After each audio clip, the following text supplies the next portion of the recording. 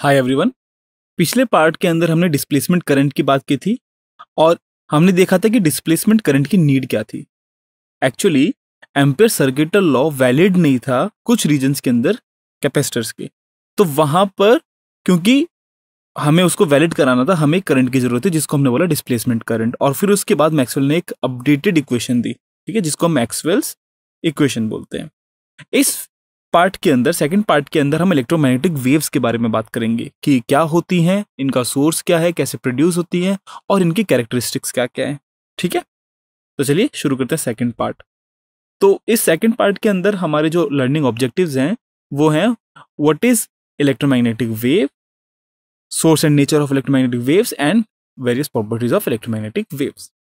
Alright, तो चलिए concept video 1 शुरू करते हैं कि इलेक्ट्रोमैग्नेटिक वेव्स क्या होती हैं। ओके, तो इलेक्ट्रोमैग्नेटिक वेव्स, यहां पर वेव पार्ट है, ठीक है। तो just like any other wave, it's a wave.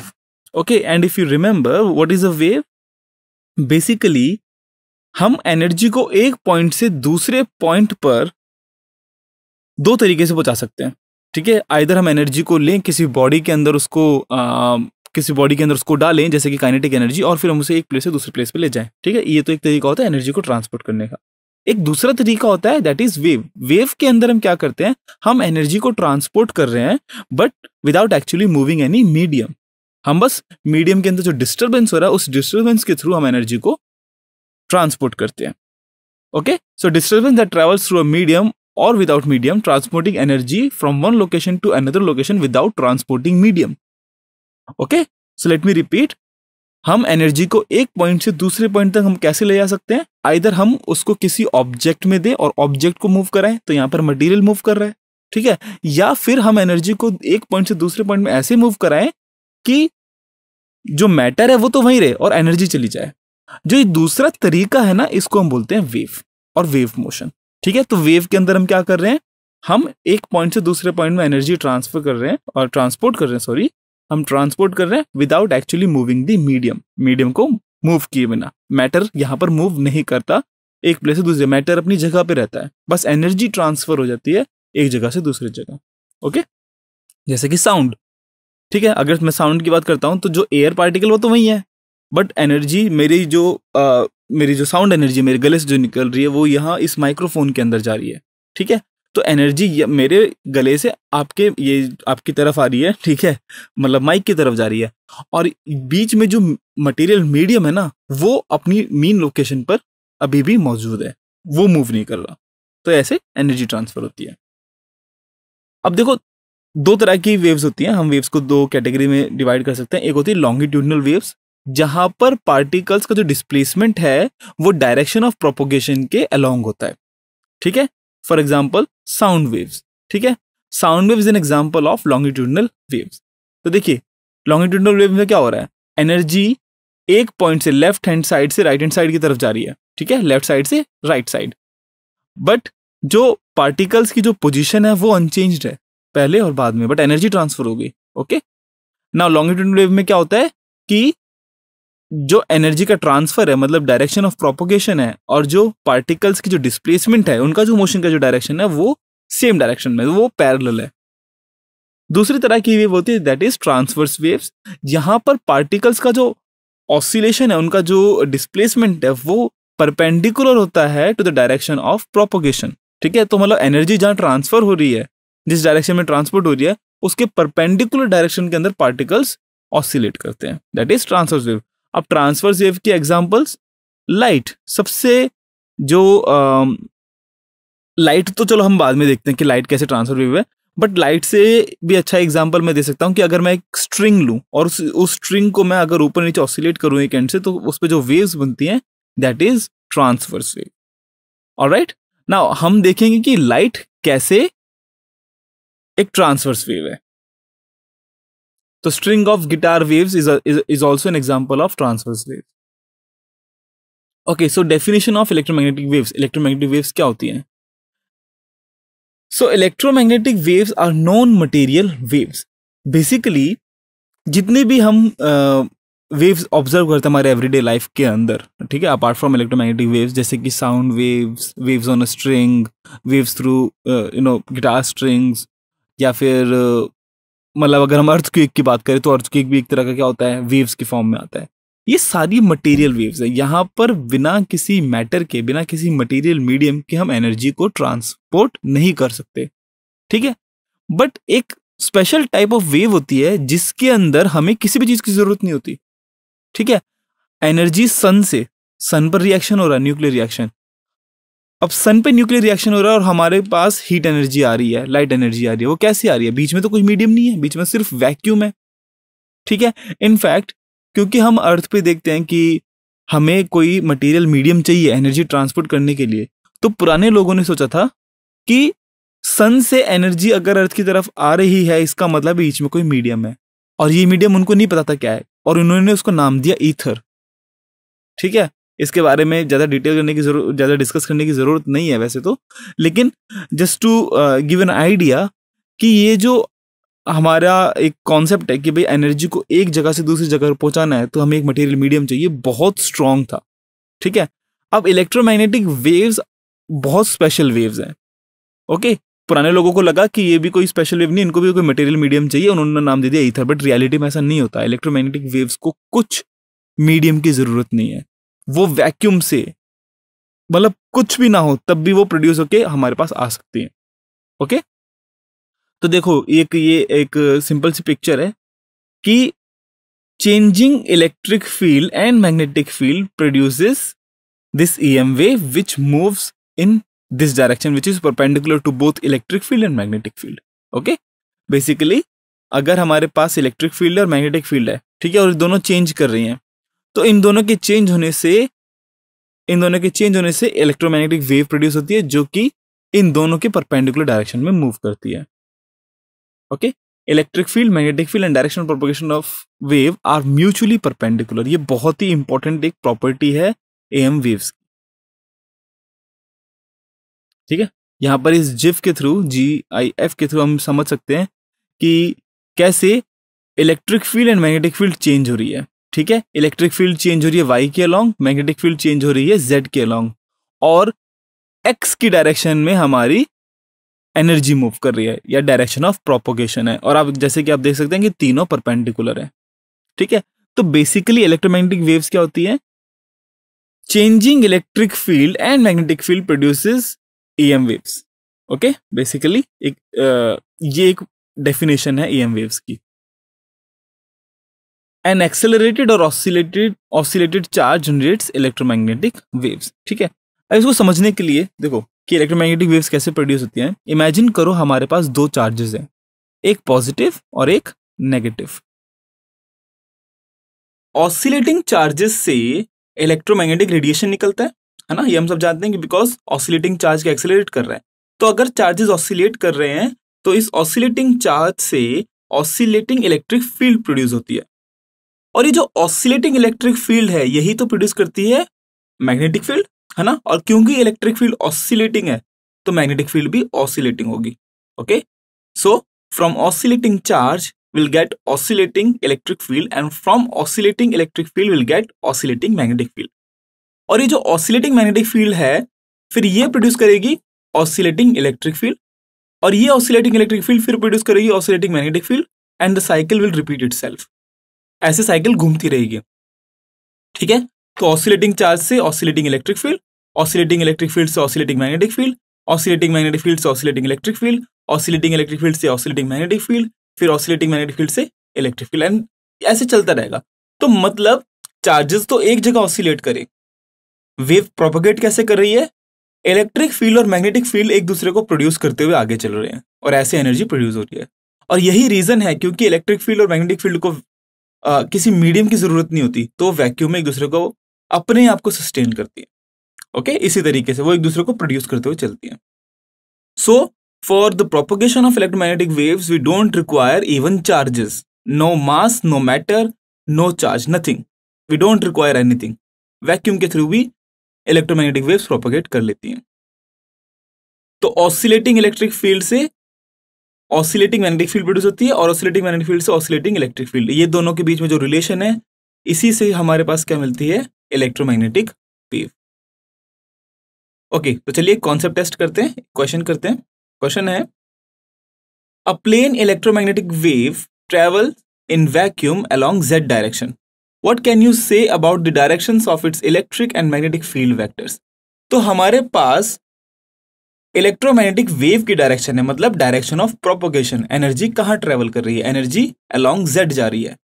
ठीक है, अगर हमें ये पता है कि प्रोपोगेशन अलोंग जेड है, तो what can you say about it's electric and magnetic field vectors, electric field और मैग्नेटिक फील्ड क्या होगी। ओके, तो देखिए इस क्वेश्चन को करने के लिए आपको जो भी अभी तक हमने पढ़ा है वो थोड़ा सा यूज करना है। ठीक है, कि क्या प्रॉपर्टी होती है इलेक्ट्रिक फील्ड, मैग्नेटिक फील्ड और डायरेक्शन ऑफ प्रोपोगेशन में क्या रिलेशन है। Okay, pause the video for 2 minutes, 2 minute के लिए सोचिए। Okay, I hope almost all of you have come up with the right answer. आप सब लोगों ने सही से सॉल्व किया इस क्वेश्चन को। सिंपल सी बात है, अगर जेड डायरेक्शन के अंदर electric field electromagnetic wave travel कर रही है, इसका मतलब होगा कि इलेक्ट्रिक एंड मैग्नेटिक फील्ड, ये जो दोनों वेक्टर्स हैं, they must be perpendicular to the Z direction. ठीक है, इलेक्ट्रिक फील्ड और magnetic field vector must be perpendicular to Z. Electric field magnetic field दोनों परपेंडिकुलर होने चाहिए। इसका मतलब है कि इलेक्ट्रिक फील्ड और magnetic field must be in X Y plane, क्योंकि एक्स वाई पूरा प्लेन जेड के परपेंडिकुलर है। ठीक है, इसका मतलब क्या है कि इलेक्ट्रिक फील्ड आइदर एक्स में है, अगर ये एक्स में है तो मैग्नेटिक फील्ड वाई में होगा, अगर इलेक्ट्रिक फील्ड वाई में है तो मैग्नेटिक फील्ड एक्स में होगा। तो ये है solution, electric field and magnetic field must be in the X Y plane perpendicular to each other as shown below. ठीक है,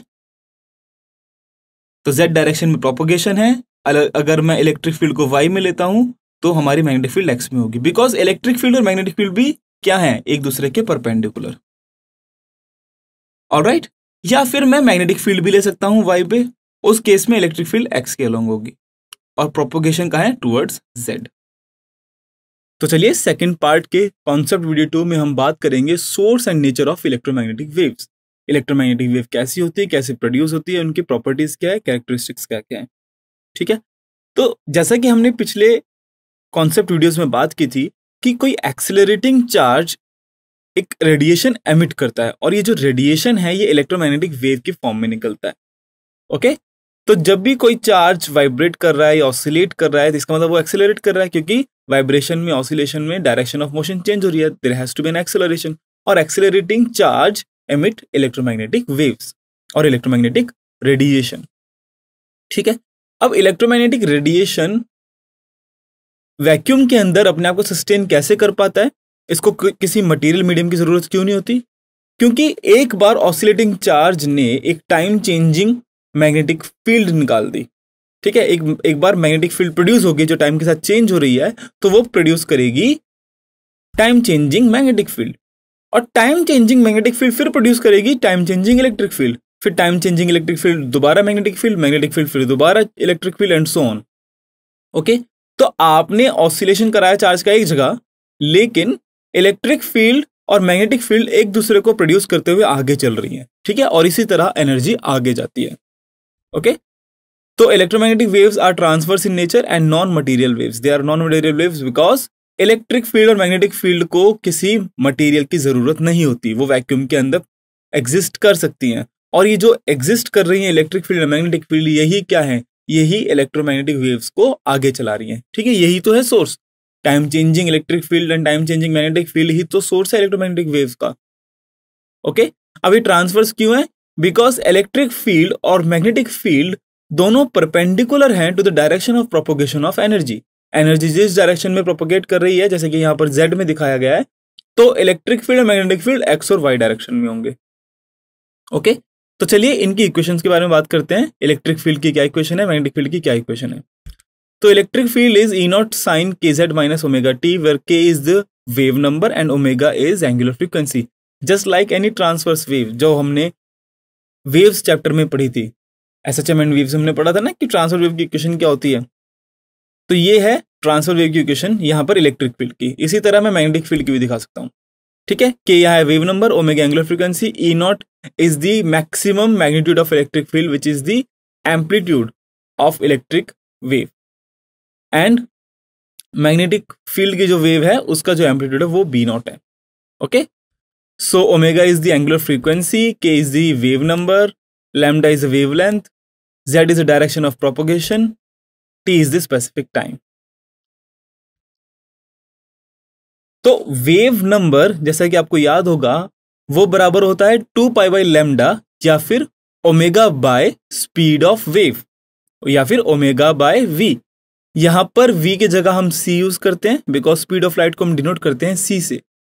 तो omega by c is the wave number, या फिर अगर मैं वेव नंबर को c से मल्टीप्लाई करूं तो ओमेगा आ जाएगा। तो वही रिलेशन यहां लिखा हुआ है। और velocity of any wave is equals to frequency of that wave into wavelength. ये हमने बहुत बार पढ़ा हुआ है, ठीक है।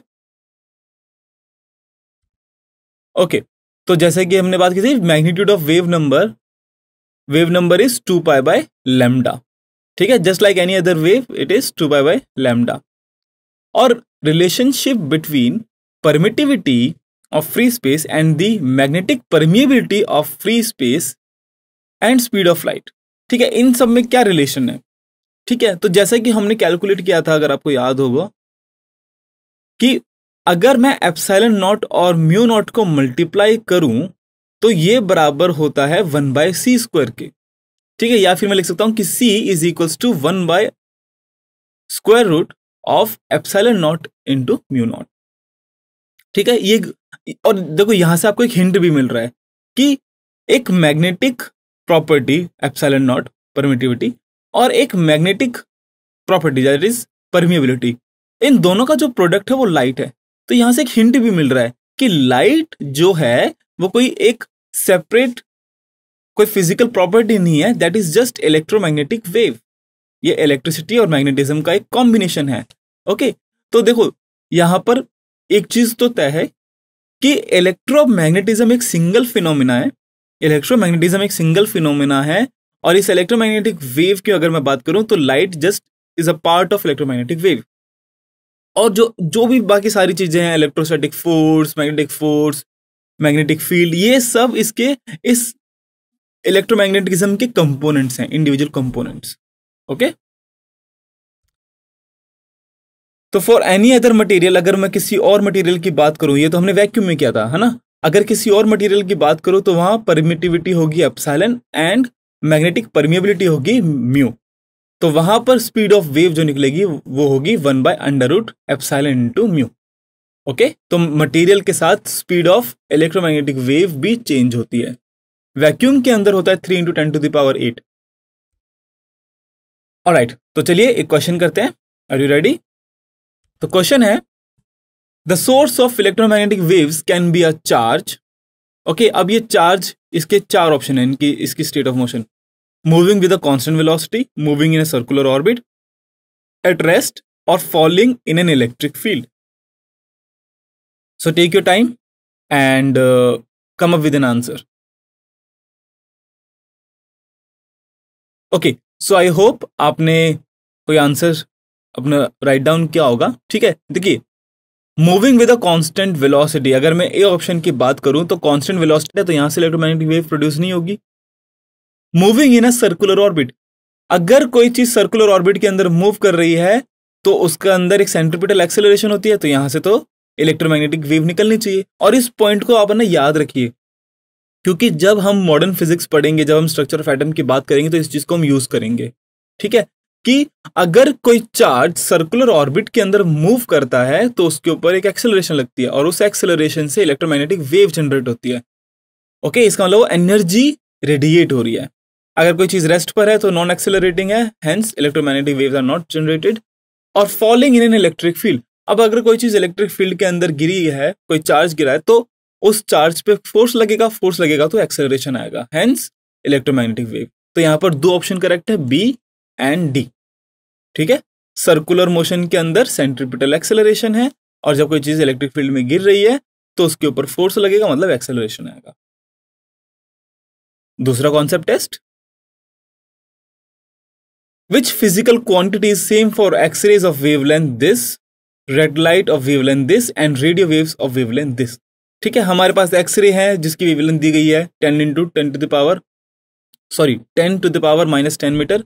Red light of wavelength is 6800 angstroms and radio waves की वेवलेंथ है 500 मीटर। तो कौन सी फिजिकल क्वांटिटी सेम रहेगी, वेलोसिटी, फ्रीक्वेंसी, एम्पलीट्यूड और acceleration? So pause this video for 2 minutes और अपना आंसर लिखिए। ओके, सो बहुत ही सिंपल क्वेश्चन है भाई। X ray, red light, radio wave, ये सब क्या है? ये इलेक्ट्रोमैग्नेटिक वेव के पार्ट हैं और इलेक्ट्रोमैग्नेटिक वेव की जो स्पीड होती है वो फिक्स है वैक्यूम के अंदर या किसी भी एक मीडियम के अंदर, ठीक है। तो अगर मैं एक्सरे, रेड लाइट या रेडियो वेव अगर मैं वाटर के अंदर जाऊं तो इन सब की एक चीज सेम रहेगी and that is velocity. Concept test 3,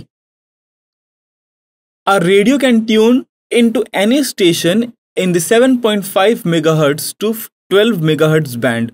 What is the corresponding wavelength band? ठीक है, तो अगर हमारे पास फ्रीक्वेंसी की रेंज है तो क्या हम वेवलेंथ की रेंज निकाल सकते हैं? बहुत ही सिंपल है, ठीक है। तो चलिए आप खुद करिए, 2 मिनट के लिए वीडियो पॉज करिए और सॉल्यूशन खुद निकालने की कोशिश करिए। Okay, so I hope you have come up with an answer. आपने कुछ सॉल्यूशन निकाला होगा और बहुत सिंपल क्वेश्चन है। हमारे पास वेवलेंथ है, हमारे पास फ्रीक्वेंसी है और हमारे पास स्पीड ऑफ लाइट है, तो क्या हम वेवलेंथ निकाल सकते हैं? बहुत सिंपल है, c is equals to frequency into wavelength. बस इस चीज को यूज करना है। Okay, c is equals to nu into lambda. अब c तो कांस्टेंट रहेगा, 3 into 10 to the power 8, frequency 1 is 7.5 into 10 to the power 6, यहां से लैम्डा 1 आता है 40 मीटर। इसी तरह मैं लैम्डा 2 भी निकाल सकता हूं। लैम्डा 2 होगा c बाय न्यू 2 या फिर 3 into 10 to the power 8 divide by 12 into 10 to the power 6, lambda 2 आता है 25 मीटर। तो जो वेवलेंथ की जो रेंज है यहाँ 40 टू 25 मीटर है। Okay, concept test 4, a charged particle oscillates about its mean equilibrium position with a frequency of 10 to the power 9 hertz. What is the frequency of the electromagnetic waves produced by the oscillator? तो हमारे पास एक charge oscillator है, यहाँ पर charge अपनी mean position के about oscillate कर रहा है 10 टू द पावर 9 हर्ट्ज की फ्रीक्वेंसी से।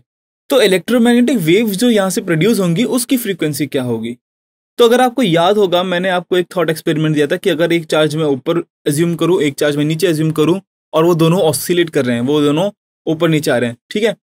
तो यहाँ पर इलेक्ट्रिक फील्ड मैक्सिमम 0, फिर दोबारा मैक्सिमम। तो इस चीज में क्या हो रहा है, इस चीज को थोड़ा सोचते हुए सॉल्यूशन निकालिए कि फ्रीक्वेंसी ऑफ इलेक्ट्रोमैग्नेटिक वेव जो प्रोड्यूस होगी और जो ये फ्रीक्वेंसी ऑफ चार्ज है, इन दोनों में क्या रिलेशन है, ठीक है। तो 2 मिनट के लिए वीडियो पॉज कीजिए और सॉल्यूशन लिखिए। ओके, सो आई होप आपने सही आंसर निकाला और वो है कि जो फ्रीक्वेंसी दोनों की सेम होगी। तो frequency of electromagnetic wave must be equal to the frequency of the oscillation of charge particle. जो सोर्स के ऊपर चार्जेस जिस फ्रीक्वेंसी से ऑसिलेट कर रहे हैं उसी फ्रीक्वेंसी की हमारी वेव जनरेट होगी। सेकेंड पार्ट के कॉन्सेप्ट वीडियो 3 के अंदर हम बात करेंगे properties of electromagnetic waves. Electromagnetic waves की क्या क्या प्रॉपर्टीज होती हैं। तो जैसा कि हमने पिछली कॉन्सेप्ट वीडियो में पढ़ा था कि इलेक्ट्रोमैग्नेटिक वेव एक ट्रांसवर्स वेव होती है। यहाँ पर इलेक्ट्रिक फील्ड कंपोनेंट और मैग्नेटिक फील्ड कंपोनेंट परपेंडिकुलर होते हैं to the direction of propagation, और वो आपस में भी एक दूसरे के परपेंडिकुलर होते हैं, ठीक है। तो इलेक्ट्रिक फील्ड अगर y में है, मैग्नेटिक फील्ड अगर z में है, तो x की तरफ हमारी डायरेक्शन ऑफ प्रोपोगेशन है, जहां पर एनर्जी एक्चुअली मूव कर रही है। Okay, so just like any transverse wave, हम वो सारी चीजें कैलकुलेट कर सकते हैं जैसे कि wavelength, frequency, amplitude, just like any other transverse wave. इस ट्रांसवर्स वेव की जो स्पीड होती है, it is also known as speed of light. Electromagnetic wave जिस स्पीड से मूव करती है वो बराबर होती है 1/√, परमिएबिलिटी इंटू परमिटिविटी, ठीक है, किसी भी मीडियम की। वैक्यूम के अंदर वो एप्सिलॉन नॉट म्यू नॉट होती है और वहां से जो स्पीड आती है वो होती है 3 into 10 to the power 8 metre per second. Okay, तो यहां पर जैसे कि हम देख सकते हैं इलेक्ट्रिक और मैग्नेटिक फील्ड परपेंडिकुलर है, जो c है, जो डायरेक्शन ऑफ प्रोपोगेशन है वेव का। ओके, हम सब जानते हैं वेवलेंथ क्या होती है, it is the distance between two successive crests और ट्रोज, या फिर एक जो कंप्लीट वेव है उसकी लेंथ। एम्पलीट्यूड क्या होता है, it is the maximum displacement of the wave. Frequency होती है 1 सेकेंड में कितनी वेव्स या कितनी बार ऑसिलेशन हो रही है, ठीक है, कितने साइकिल्स प्रोड्यूस हो रही हैं 1 सेकेंड के अंदर। या पास हो रहे हैं। ओके, तो velocity of electromagnetic wave is 1 by under root epsilon naught into mu naught. Epsilon naught और mu naught these are the permittivity and permeability in vacuum. ठीक है, एप्सिलॉन नॉट होता है permittivity in vacuum and mu naught is the magnetic permeability in vacuum. और अगर ये values में डालूं तो हमारी जो स्पीड ऑफ लाइट है it comes down approximately to 3 × 10⁸ metre per second. तो relationship between electric field and magnetic field, जो एम्पलीट्यूड है इलेक्ट्रिक फील्ड और मैग्नेटिक फील्ड का, उसमें जो रिलेशन है वो ये है कि B naught is equals to E naught by C. Okay, ये याद रखना, ये बहुत इंपॉर्टेंट इक्वेशन है। Maximum value of electric field मतलब इलेक्ट्रिक फील्ड का जो एम्पलीट्यूड है, मैग्नेटिक फील्ड का जो एम्पलीट्यूड है बी नॉट, और सी स्पीड ऑफ लाइट। एक बहुत ही नई चीज यहां पर हम जो पढ़ेंगे वो है पॉइंटिंग वेक्टर।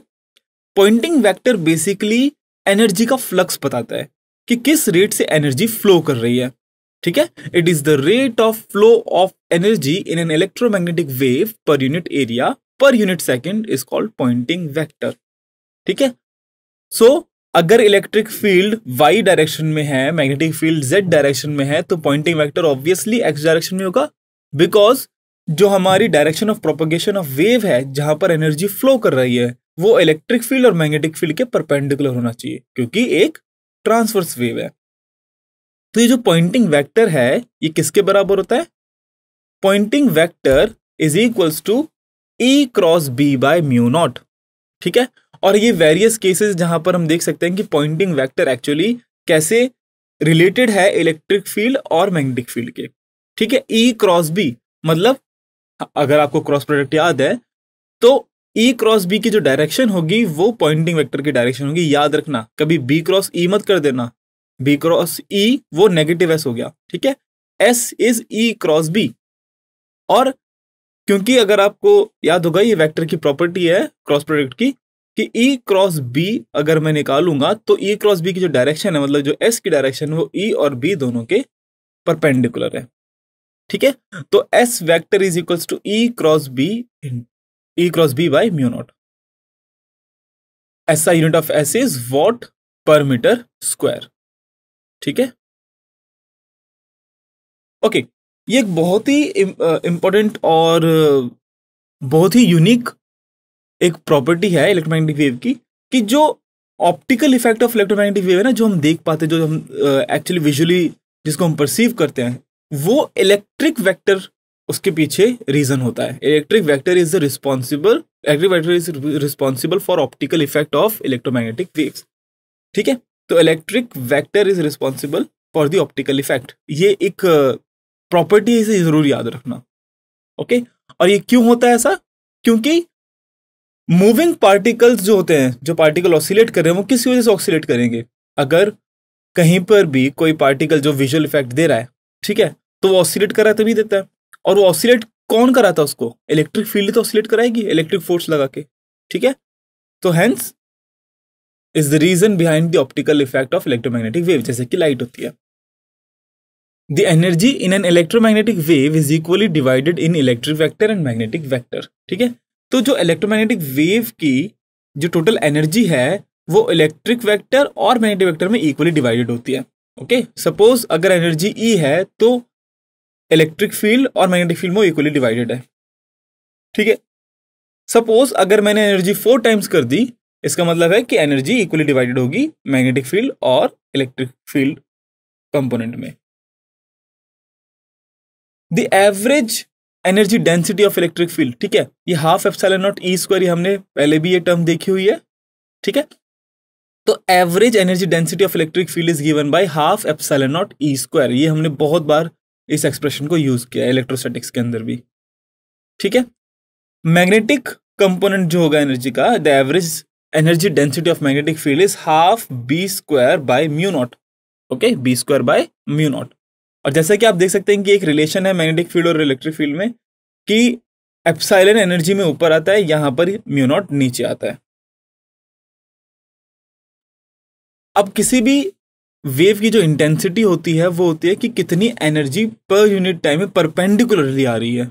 ठीक है, किसी भी वेव की, किसी भी रेडिएशन की जो इंटेंसिटी है वो हम कैलकुलेट करते हैं कि एक per unit area per unit time में परपेंडिकुलरली कितनी हिट कर रही है, ठीक है। Intensity of electromagnetic waves is defined as the energy crossing per unit area per unit time perpendicular to the propagation of electromagnetic wave, and it is given by S average, which is half epsilon naught E square into C, half epsilon naught E square into C, ठीक है। Just C से हमने multiply कर दिया जो हमारी energy density थी electric field की, ठीक है। इसको अगर मैं C से मल्टीप्लाई कर दूं तो हमारा इंटेंसिटी आ जाता है, ओके।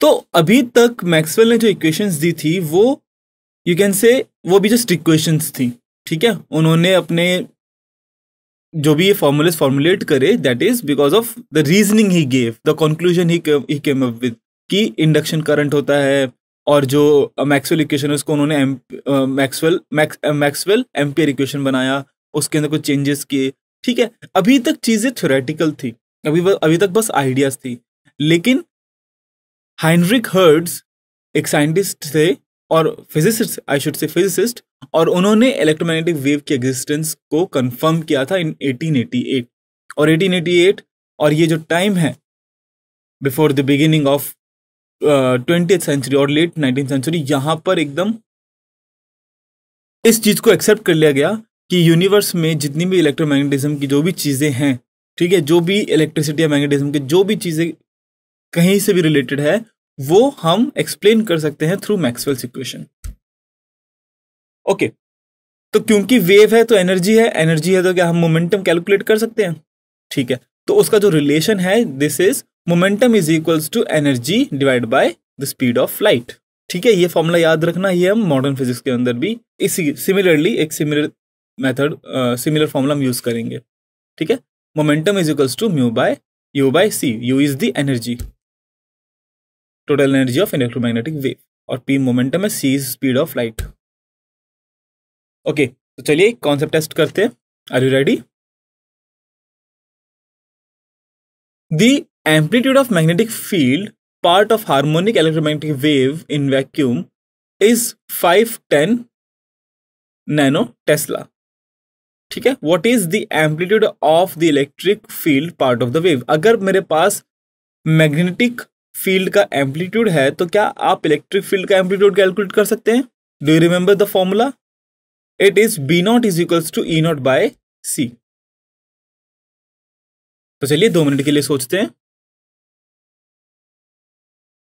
ओके। तो जैसा कि मैंने बताया था, B naught is equals to E naught by c, हम इस एक्सप्रेशन से इलेक्ट्रिक फील्ड कंपोनेंट का जो एम्पलीट्यूड है वो कैलकुलेट कर सकते हैं, ओके, जो कि इस तरह है। चलिए आगे चलते हैं, बहुत ही सिंपल क्वेश्चन था। आप एनसीईआरटी के 8.2, 8.3, 8.4 एंड 8.5 ये सब क्वेश्चन सब कर सकते हैं,